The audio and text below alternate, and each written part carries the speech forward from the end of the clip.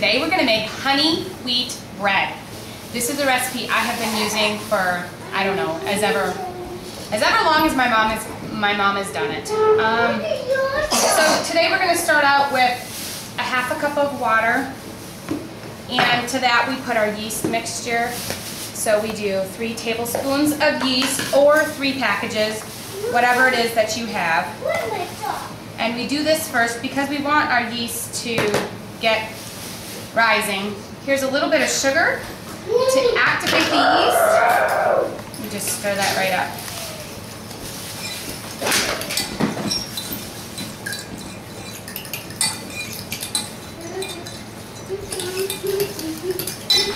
Okay, in our pot we need to scald 1 1/4 cup of milk.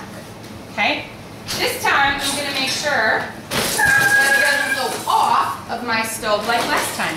So while that's going, we get 2 cups of cold water and we put that in our bowl. And then we take 2 cups of white and 2 cups of wheat. Now, every wheat has a different type of mill to it. The finer you use, the less coarse your bread will be. Now, I actually use New Hope mills, which is probably not sold all over the world. Because I live in New York, we have a New Hope Mills bread factory. But I'll show you. This bread dough, or this flour, is very fine. Makes beautiful wheat bread.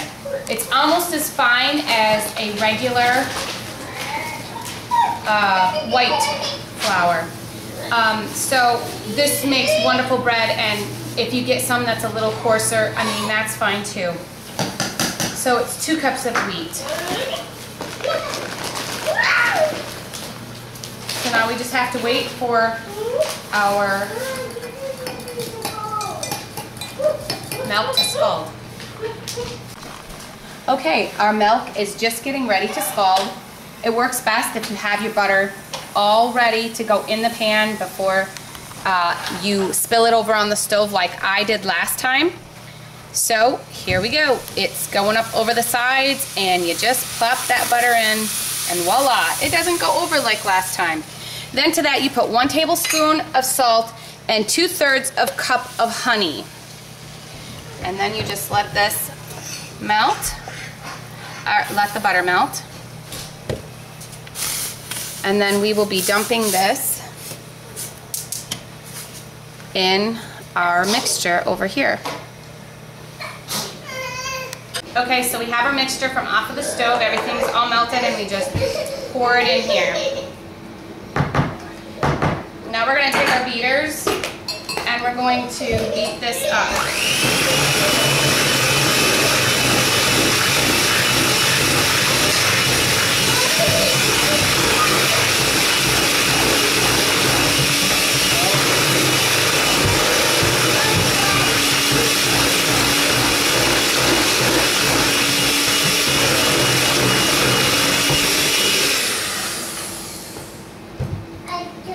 Okay, we just take the spatula, go around the side of the bowl.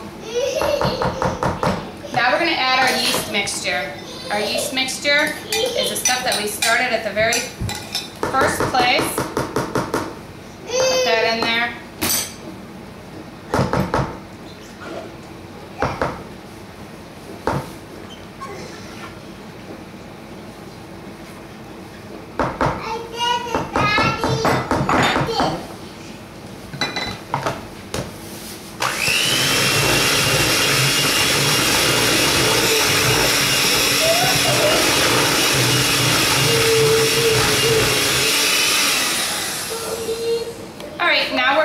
Ready to add more flour and start to knead it. So I have to stand on a little stool because it's just not easy enough for me to do it. So we have 1, 2, we have 3, 4 cups of white flour. Now the flour I use, I honestly don't buy golden metal.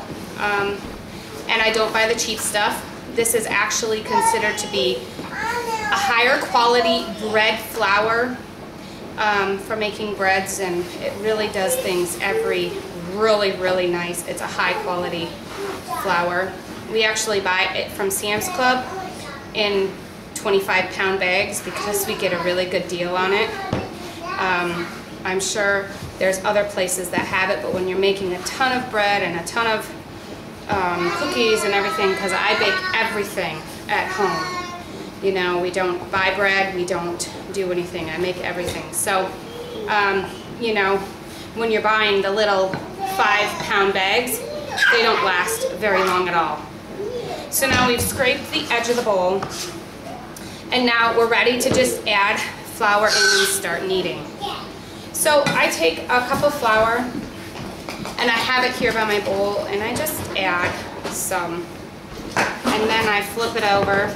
I want to add some on the bottom, and then we just take this and we just start kneading it until it gets really nice and elastic.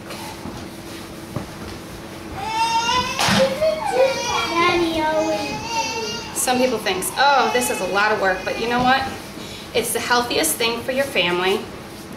And I always, after the bread comes out of the oven, I always let it cool first. Then I slice it, and then I immediately, you know, once it's cool enough to go in the freezer, once it's cool enough to be sliced, it's cool enough to go in the freezer. I bag it up in freezer bags, and then I put it in the freezer, and I just take slices out whenever I eat it, and it's just like having fresh bread every single day. So that's honestly how I do it. And it's really the easiest. Now see, I haven't added too much more flour. My cup is still about 3/4 full, and we have kneaded this to about where it's supposed to be at. You notice that it really is not sticking to my hands. It might just be grabbing them just a hair, but it's not sticking. It's not ooey gooey. Okay?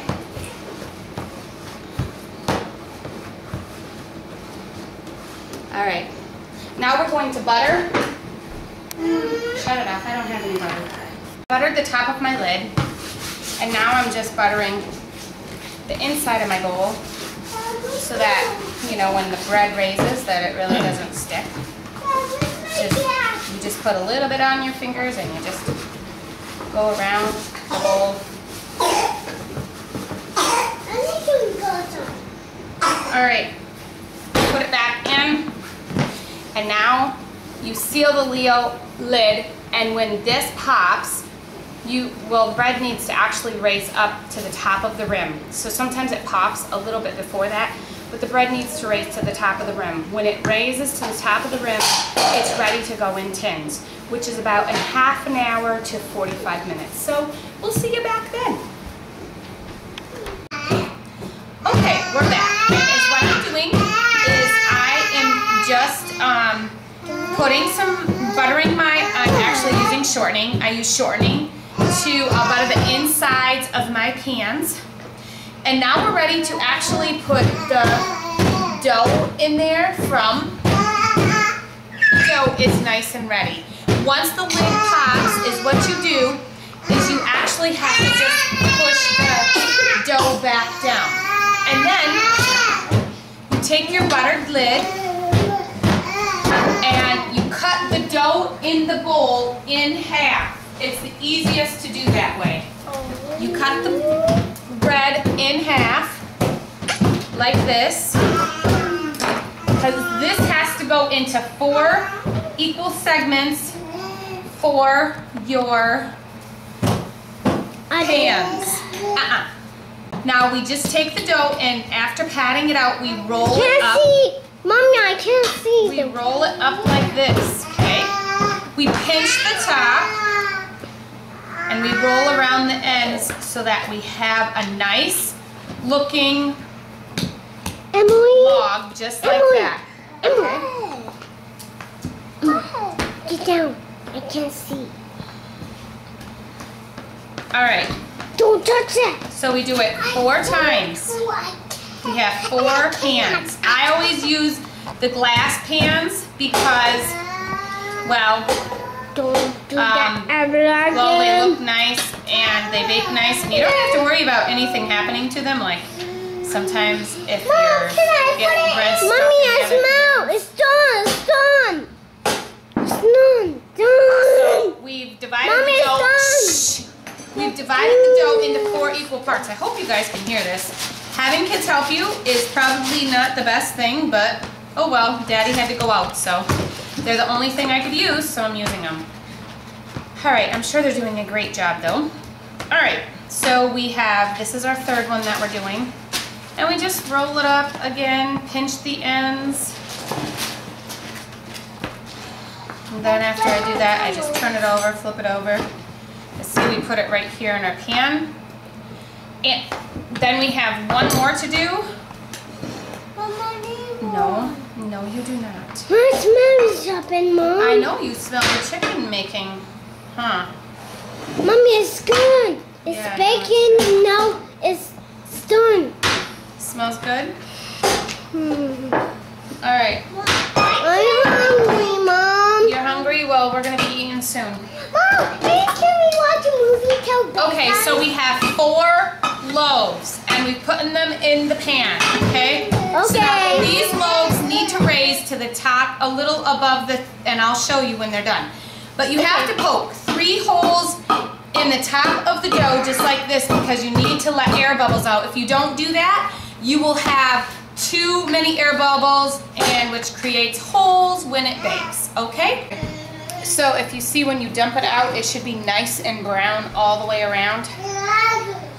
That's a good bread. My oven sometimes does a little extra on the outsides, but they're all good. Then is what you do is you have some butter. You take the tops, because if you don't butter the tops, you want to know what butter does? It causes the tops to be nice and soft. You know, you can get some really hard crusted breads. Well, that's because they didn't do what they're supposed to do. They're supposed to butter the tops to make them soft.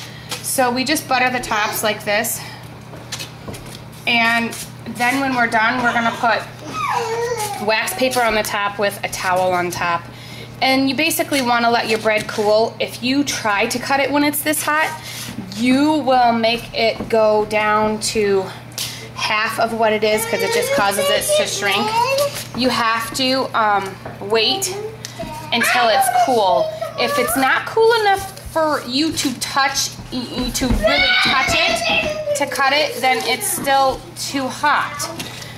It has to be cool enough to where you can actually hold on to the bread to be able to cut it. I would say give it at least, give it a good half an hour, and then a half an hour you can say, okay, we can cut the bread. It might still be even a little warm in a half an hour, and warm bread is the best. So you see I just buttered the tops like that, and then I have my wax paper all ready. Just put that wax paper right on there, and this towel right on, and you're good to go.